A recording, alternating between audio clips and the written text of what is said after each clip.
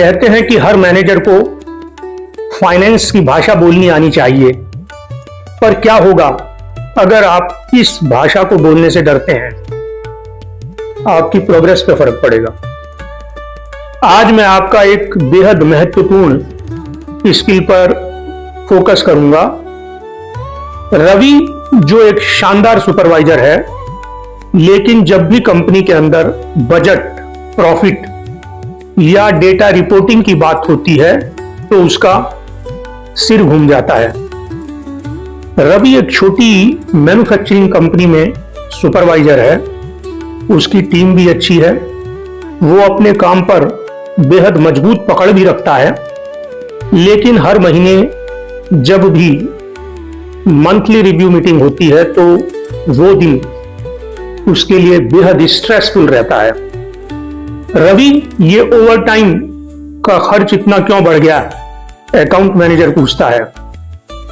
वो लड़खड़ाकर और घबराकर जवाब देता है कि सर, वो मशीन में ब्रेकडाउन हो गया था, हमको एक कस्टमर का माल डिस्पैच करना था, मशीन चलाने के लिए हमको ओवर टाइम देना पड़ा। बात खत्म हो जाती थी।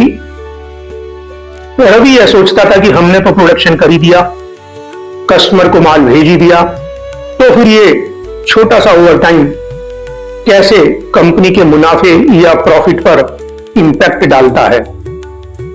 पर रवि यह नहीं समझ पाता था कि ओवर टाइम का बढ़ना कहीं ना कहीं उसके मैनेजर की नजरों में उसको कम एफिशिएंट भी बनाता है। उसे लगता था कि हम प्रोडक्शन वालों का काम या शॉप फ्लोर वालों का काम सिर्फ प्रोडक्शन करना है, फाइनेंस का हिसाब किताब फाइनेंस डिपार्टमेंट देखेगा। एक दिन रवि को उसके बॉस ने बुलाया और वो उसको समझाता हुआ बोला कि Ravi, bottom line profit company का तुम्हारी टीम के हाथ में है। अगर तुम प्रोडक्शन लागत को कम करोगे तो कंपनी का प्रॉफिट बढ़ेगा, कंपनी का प्रॉफिट बढ़ेगा तो यह कंपनी की बॉटम लाइन प्रॉफिट में रिफ्लेक्ट होगा और कंपनी तुम्हारी सैलरी में हर साल एक अच्छी खासी बढ़ोतरी करेगी। मैं इसको एक उदाहरण से समझाता हूं। मान लीजिए किसी भी कंपनी की अर्निंग 50,000 रुपीज है और उसका प्रोडक्शन में होने वाला खर्चा 30,000 है, तो बॉटम लाइन प्रॉफिट उस कंपनी का 20,000 रुपये हुआ। परंतु यदि कंपनी का शॉप फ्लोर पर काम करने वाला आदमी ज्यादा तेल का खर्चा करता है, ज्यादा बिजली खर्च करता है या मटेरियल की रिकवरी कम आती है या वो अपने प्रोडक्शन को एफिशिएंटली नहीं कर पाता, तो प्रोडक्शन का यह खर्चा बढ़ जाता है। और जब खर्चा बढ़ता है, इनकम फिक्स है, तो निश्चित रूप से कंपनी का प्रॉफिट कम हो जाता है। वक्त की नजाकत और समय को देखते हुए रवि के बॉस ने एक ट्रेनर को कंपनी के अंदर इनवाइट किया जो रवि और रवि की टीम को फाइनेंस के बारे में बता सके। Finance for non finance executive उस ट्रेनिंग का नाम रखा गया।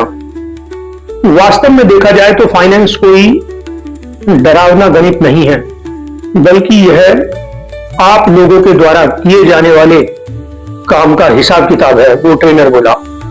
फाइनेंस ही मालिक को यह बताता है कि उसके कर्मचारी कंपनी के अंदर कितने थॉटफुल होकर मेहनत कर रहे हैं और कंपनी के प्रॉफिट में योगदान दे रहे हैं।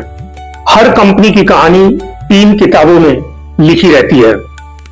ट्रेनर रवि और रवि की टीम को समझाता हुआ बोला कि इनकम स्टेटमेंट वो किताब है जिसमें यह लिखा रहता है कि कंपनी ने कितनी अर्निंग की, आप लोगों ने काम करने में कितना खर्चा किया और अर्निंग माइनस खर्चा कंपनी को कितना प्रॉफिट हुआ। अगर आपने तेल ज्यादा खर्च किया, मटेरियल की रिकवरी कम की, बिजली का खर्चा बढ़ाया, ओवरटाइम का खर्चा बढ़ाया, तो निश्चित रूप से यह कंपनी के प्रॉफिट को कम करता है। कंपनी की इनकम माइनस प्रोडक्शन में होने वाले खर्चे इक्वल टू प्रॉफिट, और यही प्रॉफिट वास्तव में कंपनी का बॉटम लाइन प्रॉफिट है। बैलेंस शीट रूपी किताब, यह किताब भी बहुत इंपॉर्टेंट है। इसमें लिखा रहता है कि कंपनी के पास कितनी संपत्ति है, क्या एसेट्स है, मशीनों के रूप में, बिल्डिंग के रूप में, मटेरियल के रूप में, टेक्निकल स्किल के रूप में। और इसमें यह भी लिखा रहता है कि कंपनी की बाजार में क्या देनदारी है, कंपनी ने कितना लोन लिया हुआ है और इस लोन के अगेंस्ट में कंपनी को बैंक का कितना पैसा चुकाना है। नंबर 3 सबसे महत्वपूर्ण किताब, कैश फ्लो रूपी किताब। इसी किताब से हमको पता चलता है कि पैसा कंपनी के अंदर आ रहा है या कंपनी से बाहर जा रहा है। कंपनी के प्रॉफिट के साथ साथ कंपनी का कैश रिच होना भी बहुत जरूरी है। वास्तव में कंपनी का कैश रिच ही यह बताता है कि कंपनी के पास कितना नगद पैसा है जो वो तुरंत अपने प्रॉफिट के लिए इस्तेमाल कर सकती है। रवि और उसकी टीम की आंखें खुली की खुली रह गई। रवि ने ट्रेनर को धन्यवाद दिया और बोला कि अब मैं इन तीनों किताबों को अच्छी तरह से समझ गया। रवि अपनी टीम को संबोधित करते हुए बोला कि वास्तव में यह तीनों किताब ही डिसाइड करती हैं कि कंपनी आगे बढ़ेगी या कंपनी पीछे हटेगी। रमेश रवि और उसकी टीम को समझाते हुए बोला कि वास्तव में इन किताबों की स्टोरी को लिखने वाले हीरो आप ही हैं। डेटा आपको निर्णय लेने की पावर देता है। कुछ हफ्तों के बाद रवि और उसकी टीम ने ओवर टाइम का डेटा निकाला और उसका एनालिसिस किया। रवि की टीम ने यह पाया कि मशीन के अंदर फ्रीक्वेंट ब्रेकडाउन होने से वो लोग हर महीने 15 से 20 हजार का ओवर टाइम एडिशनल कर रहे हैं। उनका टारगेट 5000 ओवर टाइम का है। जब सब चीजें रवि और रवि की टीम समझ गई तो वो रवि अपने बॉस के पास पहुंचा और वो अपने बॉस को सजेस्ट करता हुआ बोला कि सर, अगर इस मशीन का हम पीरियोडिक मेंटेनेंस करें तो मशीन का ब्रेकडाउन 0 हो जाएगा और ब्रेकडाउन के वक्त होने वाला प्रोडक्शन लॉस भी 0 हो जाएगा और इमरजेंसी एक्सपेंडिचर भी खत्म हो जाएगा। इस तरह से हम हर साल 2 लाख रुपया बचा पाएंगे। यह सुनकर बॉस बेहद खुश हुआ और उसने तालियां बजाई।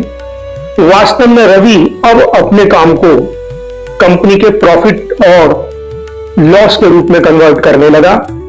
नंबर अब उसकी उंगलियों पर नाचने लगे। मालिक की तरह सोचना। धीरे धीरे रवि की आदत पक्की होती चली गई और वो हर फैसले से पहले अपने से खुद पूछता था, इस फैसले का असर पैसे पर क्या होगा। उसने अपनी टीम को पैसे के रूप में समझाना शुरू किया तो टीम को धीरे धीरे यह समझ में आया कि कैसे उनके छोटे छोटे डिसीजंस और एक्शंस का फर्क कंपनी के प्रॉफिट के ऊपर पड़ता है। रवि ने समझ लिया कि फाइनेंस केवल नंबर नहीं है, बल्कि सारे दिन में मैं जो भी काम करता हूं उस काम की गहरी समझ है जो मुझे कंपनी के प्रॉफिट और लॉस के साथ जोड़ती है। हर फैसला, हर खर्च कंपनी का एक अध्याय लिखता है कंपनी की सफलता की किताब में। रवि अपनी टीम को यह समझाने लगा कि आप लोग डेटा के साथ दोस्ती करें। ये फाइनेंस के नंबर सिर्फ नंबर नहीं, एक पूरी स्टोरी है। फाइनेंस टर्म्स को समझने की कोशिश करें, जैसे रिवेन्यू, आरओआई, कॉस्ट, मार्जिन आदि आदि। इन शब्दों को समझना आपकी ताकत बनेगा, जिससे आप लोग अपने काम में प्रभावशाली बन पाएंगे। वो अपनी टीम को समझाता हुआ बोला कि आप लोग एक्शन प्लान बनाएं, खर्च को घटाएं और कंपनी रिसोर्सेज का सही ढंग से उपयोग करना सीखें। एक मालिक की तरह सोचें कि वास्तव में क्या आपका यह फैसला कंपनी में वैल्यू क्रिएट कर रहा है। Thank you very much.